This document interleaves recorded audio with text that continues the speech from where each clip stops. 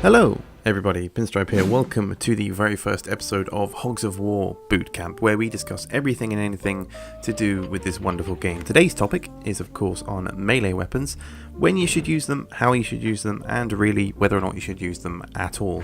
Melee weapons are of course a fundamental part of most team-based shooters, yet in a game like Hogs of War, everything becomes about three major points: the distance or range you are from a target, how much damage you can inflict in a single turn, and what you can utilize from the environment around you.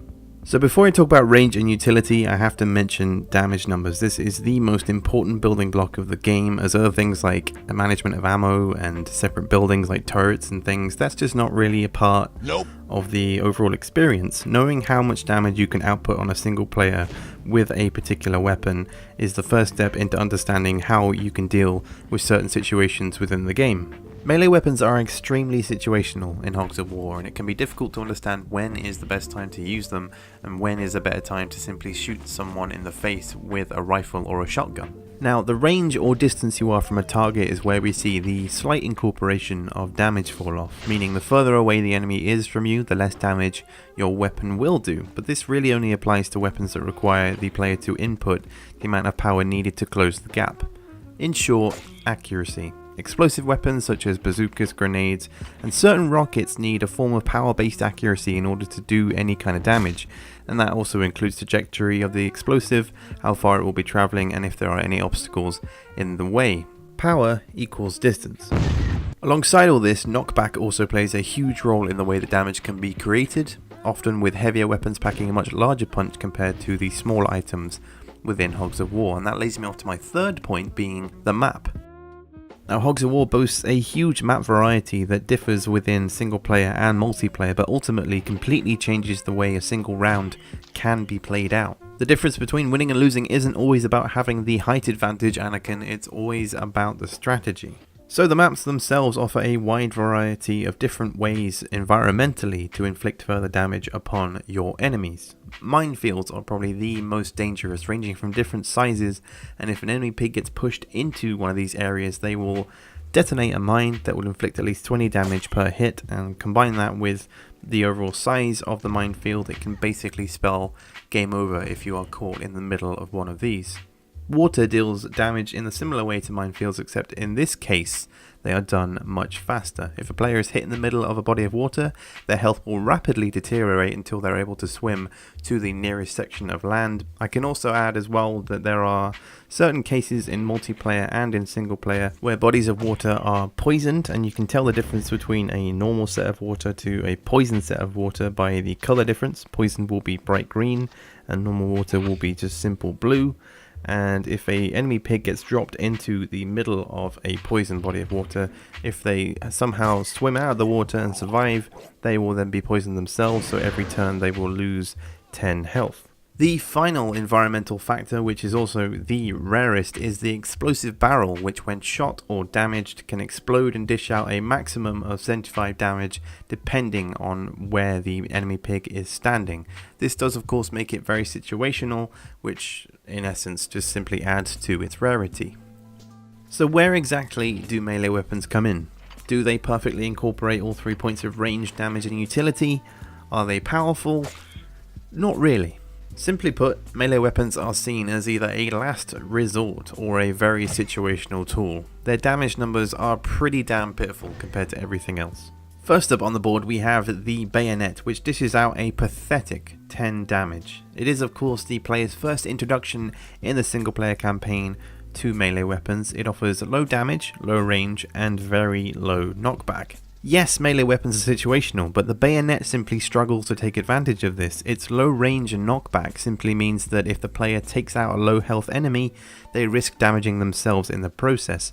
When a pig dies, their body explodes, and any nearby players can be dealt up to 20 damage on that explosion. Combine that with the environmental factors that we've already discussed, and you essentially risk further damage. Up next we have the knife and the punch, which are perhaps the most common melee weapon in the game, being used by the majority of classes. The damage itself is a slight improvement, adding in an additional 5 HP, bringing the total amount of damage up to 15 compared to the bayonet's 10. This is where the knockback is heavily improved, however, as the enemy 90% of the time is pushed back to a safe distance, ensuring that your pig doesn't take any unnecessary damage compared to the bayonet. This weapon is really good in assisting with the environment, as the high knockback can push enemies deeper into problem areas such as minefields and water. Then we come to the final two of the sword and the cattle prod, which are the slightly rarer melee weapons within the game, dishing out the most amount of damage of 25 HP. The cattle prod is only used by the spy class in single player and the paratrooper in multiplayer, and it boasts the highest amount of knockback out of all the melee weapons we've looked at so far.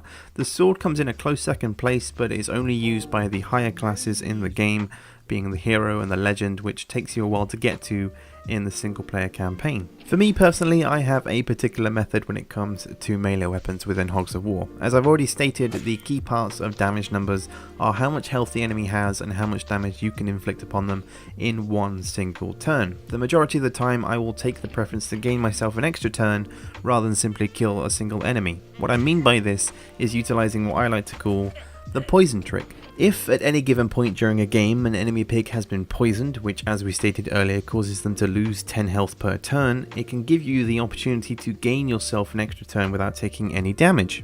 If said pig has 20 health or less, you can use a melee weapon not only to knock their health down to 10 HP or below, but by doing so you ensure that when that picks their turn next, it will then lose their last bit of health and perish. This loss of health takes up the enemy's turn and gives you an extra go. It is also worth noting that when you position yourself close to the enemy AI, they will usually respond by shooting you in the face with their pistol, rifle or shotgun rather than using their melee weapon. If they happen to be missing their handheld guns, they will instead instinctively attack you with their melee weapon.